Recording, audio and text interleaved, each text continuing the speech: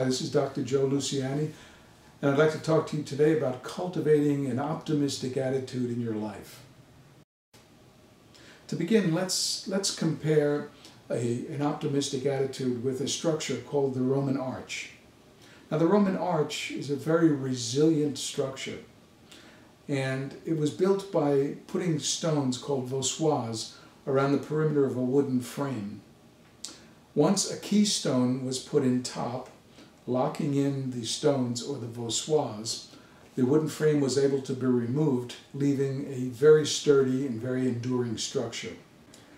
Now, an optimistic attitude can be compared directly to the Roman arch. Instead of stones or voussoirs, we talk about different attitudes that comprise the arch. Self-trust, for example, endurance, flexibility, perseverance, tenacity. These are all the voussoirs that are around your arch of optimism. Now, the keystone, that which locks all these voussoirs in place, all these attitudes in place, is called optimism. So optimism is really the keystone, the foundational element that really gives you the endurance and the resiliency that's necessary to fight your struggles.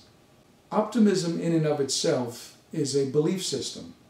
It projects positives into the future, just as pessimism projects negatives. Now neither optimism nor pessimism knows the future, but I think you'll agree that optimism, anyone with an optimistic attitude, their lives are going to be qualitatively much different from someone who lives a pessimistic life.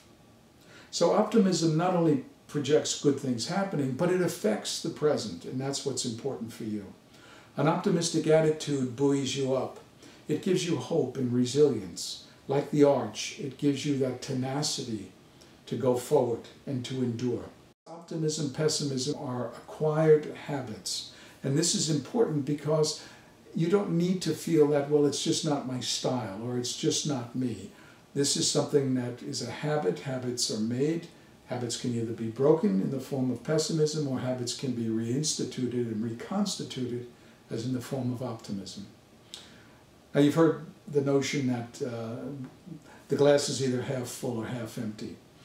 What's important for you is to understand that everyone's glass is both half full and half empty. No one's life is without difficulty, struggle, loss, separation. These are parts of life. These are the negative aspects or the half-empty aspects of life. So don't think that optimists inherently just have a rosy-colored life. It's not true. Everyone has both optimism and pessimistic aspects to their lives. No one escapes negativity and life challenges. What's important, though, is the focus of the optimist versus the focus of the pessimist. The optimist looks at those half-full qualities, focuses on the positive while ignoring the negative.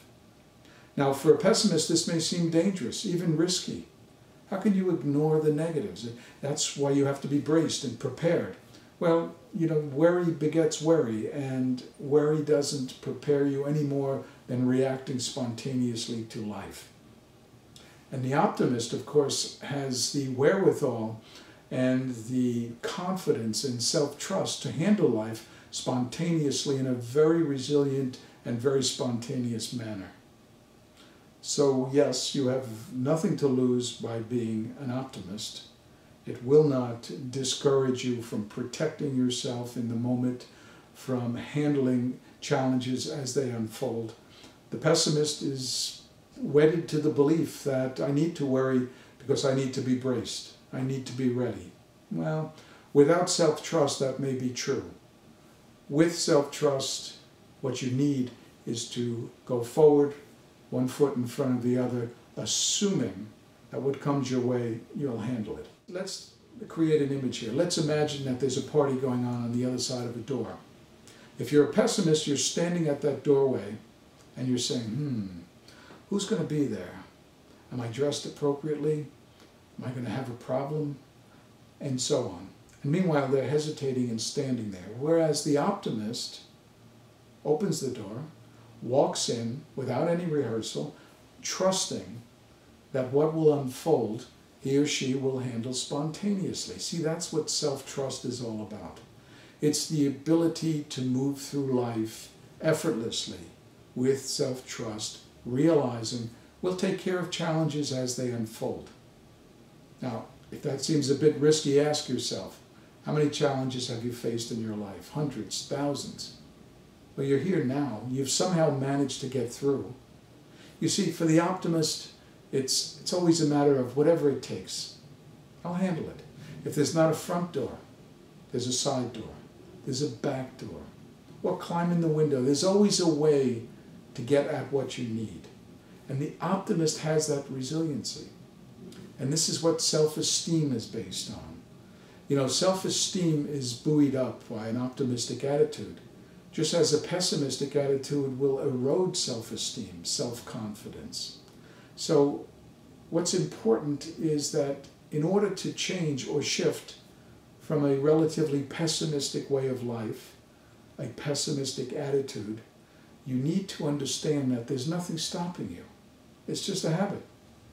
And habits are learned. Habits can be broken. There's nothing in your way. And that's really quite important, because basically it's just a willingness to believe. It's a leap of faith. So starting today, start to practice becoming more optimistic. Be tenacious. Be flexible.